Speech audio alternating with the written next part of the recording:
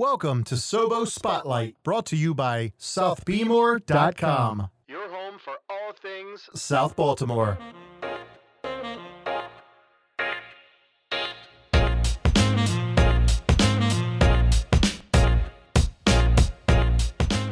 Welcome everyone to a very special episode of SOBO Spotlight. I'm Nate Carper, and I'm going to be hosting today's episode. Very soon here in the next few days, we will have another episode coming out with myself and Kevin, doing another This Week in South Baltimore, so look forward to that. But this week, we wanted to let everybody know that we have a very special event coming up on Saturday, October 17th, in just a few days.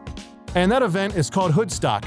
Hoodstock is in its 17th year as an event that started right here in South Baltimore. Today I'm going to be sitting down with Lauren Bussard, who's the Director of Development for Unified Community Connections, and Russ, Causey, who's the founder of the annual Hoodstock Festival, and they're going to be discussing the upcoming 17th annual Hoodstock virtual event. Normally this event would be held in person every year, but obviously this year will be virtual, and they're going to talk about how you can watch this event, give you a little more background about the history of Hoodstock, and the amazing partnership with Unified Community Connections. So I'm going to take you now to my interview that occurred a couple of weeks ago with Lauren and Russ, and hope you enjoy. These two folks are instrumental in making sure that the show goes on. Russ, can you tell us a little bit about the history of Hoodstock and where did it all begin? Well, it's a bit of a funny story. It was a midlife crisis. I was 44 years old. And my wife asked me what I wanted for Christmas, and I said a guitar. And she was shocked because other than singing ad nauseum in the car, she had no idea that I had any interest whatsoever in music. So she bought me one, and I never stopped playing it. And again, that was very late in life, but as she would tell you, a lot better than getting a red Corvette. And so, because of my playing it just nonstop, and I met another neighbor who was also playing guitar, and so we got together and started playing, and the neighbors started hearing that we were doing this. And that led to them saying, when are we going to hear you? And so I thought, well, why not? Let's throw a party. And we called it Hoodstock because it was in the neighborhood, and most of the music I was playing then was more Woodstock era, so it just made sense to call it that, it seemed. And a whole 32 people came over with my very next door neighbors, Larry and Gracie, and we set up cooking, and we actually opened up my garage. That became the stage, and that was the beginning of Hoodstock. And how did Unified become involved with Hoodstock and become the beneficiary of the money earned? So at that time, I was actually a board member of United Cerebral Palsy, which has become Unified Community Connections. Okay. Being a board member, and we had decided we were going to have this we were going to make this an annual party, and two of the board members that actually played guitar as well started jamming with them, and we together decided, all right, let's make Hoodstock a charity event for Unified.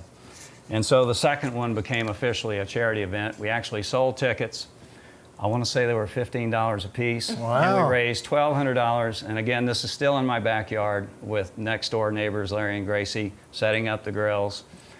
We basically underwrote it, and all the money that we collected went to Unified. So that was how it all began as far as becoming a charity event. And Lauren, Hoodstock is in its 17th year now. Can you share a little bit about the history of the event and kind of how it's grown through the years from your perspective? Yeah, I mean, we've really evolved in the last 17 years. As Russ said, starting in his backyard, it has just grown. We had to move to create more space because we had bigger crowds and we had more people wanting to hear and attend and be a part of the cause. So we ended up going from Russ's backyard to Outerbind Swim Club. And that was about like year 4 or 5. And I remember one of those years we hit $10,000 raised, and that was such a huge milestone for us. I just remember getting like so excited over that. And then things have just evolved like since then. We went from needing more room at Outerbind, and we moved to the B&O Railroad Station in Baltimore, trying to keep everything still in the hood. That plan was to have the event continue to be outdoors. Didn't always work in our favor. We had the hurricane of 2013 where we had to rush inside with all the trains. But I think when we were at the railroad station was 2012 when we kind of started the the wheelchair dancing, because that was when we really had more space, and that's when some of the individuals at Unified Supports were really able to come and start attending the event, and they were up row, center, wheelchair dancing, and just having the best time. So then we've just continued to grow, and then we moved to American Visionary Art Museum. We've been there the last 5 or so years. We would have been there this year. COVID had different plans, but it's just, last year raising $93,000 for Unified Community Connections. It's just every year has been a record-breaking year, and the committee just thrives on that. We always just want to do better and create a better experience for the guest. And in 2021, we're going to be at the Winslow. Yes. Which is a really cool space. I think it's going to be a new, exciting thing once we're able to get back together again. Oh, yeah. And we're actually thinking we'll keep this whole streaming thing as a part of it, because we can get a much larger reach. What would you say is your favorite part of Hoodstock, if you had to answer that? What would be your favorite part of the process, or the event itself? Well, that's probably almost impossible to say, because for me, so much of it is just, it's just a lot of fun, and so happy to be a part of it. But if I would have to say it certainly is where it involves the folks that we're helping support through Unified.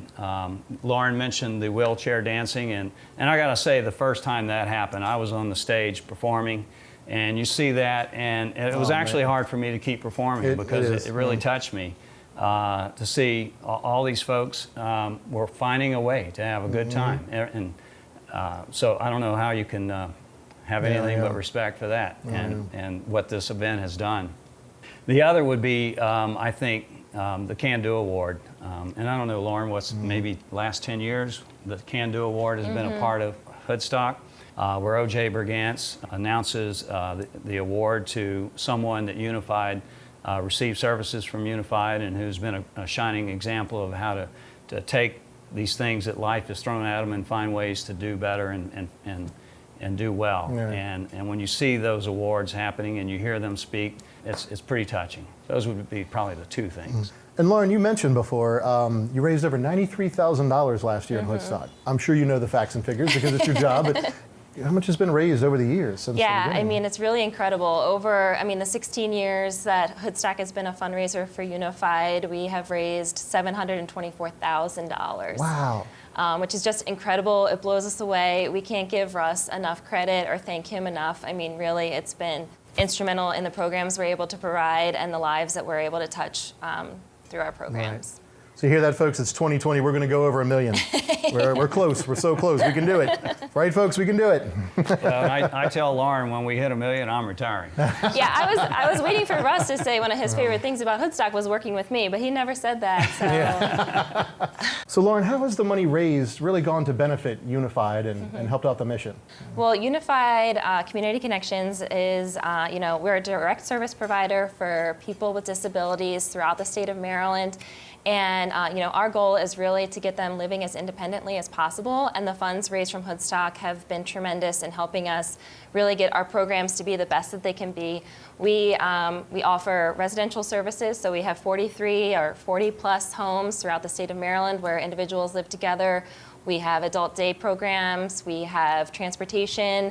That's a big expense that we have. We provide transportation to all the individuals to their social outings, to their doctor's appointments, to the day programs, to visit family and friends.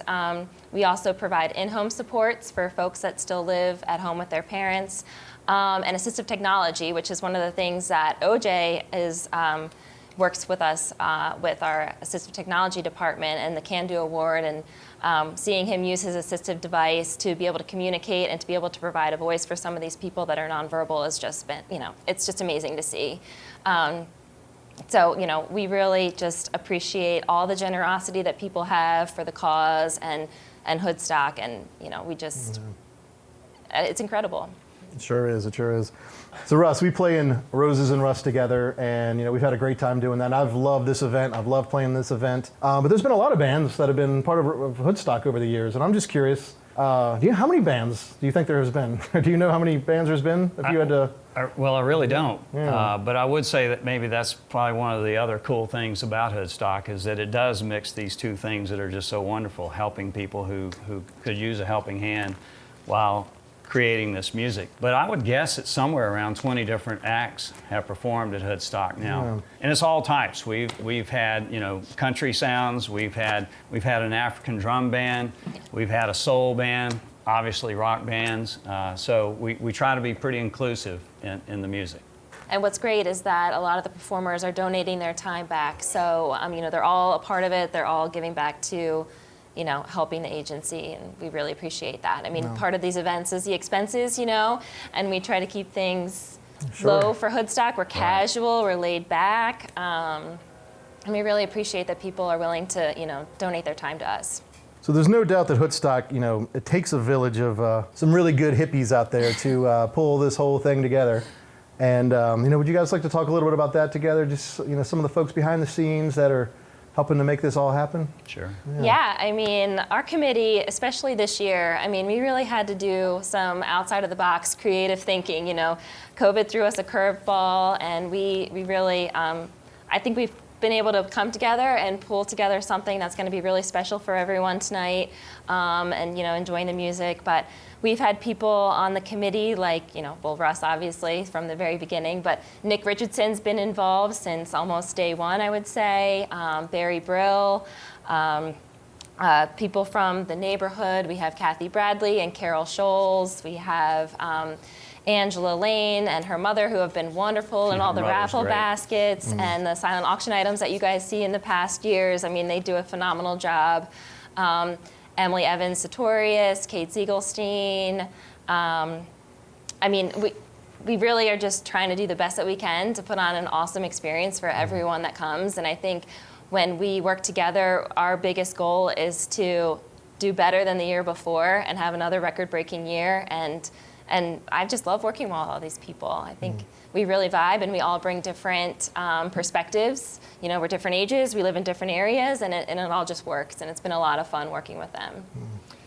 And it would be impossible to thank and name all the people that have been involved, because there have been so many. But for me, there's 6 that I really think that are standouts that I need to mention. Larry and Gracie Musher, my former neighbors in the hood. If without their support, there's just no way this thing would have kept going. I mean, they were just always there, doing whatever needed. They were instrumental in getting the pool, and just they were there every step of the way. Before we had a caterer, I mean, they were cutting those sandwiches and pouring that wine. I mean, it was really a backyard party until we got the catering company. You name it. But it was all hands on deck. And then two very good friends of mine, John Lee, who is in the band The Wafflers. I think he's performed since Hoodstock 2. He's performed at every one. He has a daughter who actually was a student at one of the unified schools. And so certainly the mission is really close to him, and he's been great. Nick Richardson, who I consider a very, very good friend, has helped in every way. I mean, he rolls up his sleeves, he works hard. The day of the events, which is always very draining, he's always right there. He's put a lot of money into the event himself, and is a great musician as well. And later in tonight's show, he'll actually be playing on harp on a song for us. All right, can't wait for that. So that's pretty cool.